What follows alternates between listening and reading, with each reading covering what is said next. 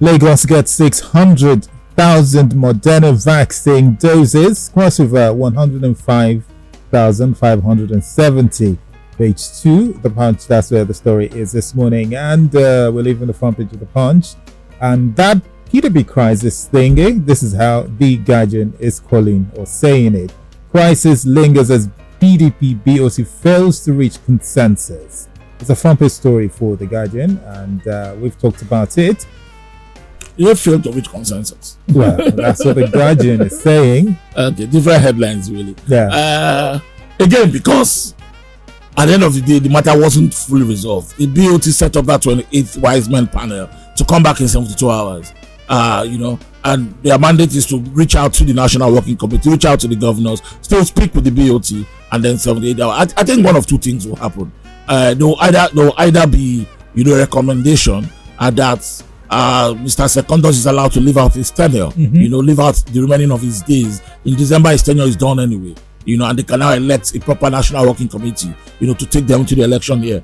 Either this panel will recommend that, to the BOT, and the BOT will also, as Council of Wise Men and the conscience of the party, say that let's go this way, or they will just accept what a lot of the governors are saying. Let him go now, because the guys that would want him to go now, people like Nyeso Wike, do not want Uche Secondus to be the one to construct the panel that will conduct the convention, because if they do, they'll probably put the acolytes, the associates in that convention planning committee to design the convention to fit their interest, to suit their interest. That is why they're saying go now. Let's have a caretaker now, an interim working committee that will plan the convention. That's their own interest. Mr. Wike said yesterday that people are just accusing him falsely that he's not engineering anything, that he's not the mastermind. A lot of people take that with a pinch of salt. Yeah. So what was he doing there? So I think they attended that BOT to look at those who talk against him and hear it by himself. He wanted to hear it from the horse's mouth. Oh yeah. DSS ties insecurity to misgovernance, injustice. Page 5, The Guardian. And CBN refunds Nigerians 82 billion naira for failed bank transactions. Page 3. I haven't refunded some of my own. No? I haven't got mine. So 1.5, 2K, 3K. I haven't refunded those ones. Third wave hits harder as 35 Ogun court members test positive, 18 in Niger. Front page story for The Guardian as well. The NYSC comes to have become the biggest super spreader event in the country for this COVID-19 third wave. Maybe that's where they're testing. Because the numbers from NYSC camps they're becoming astounding, really.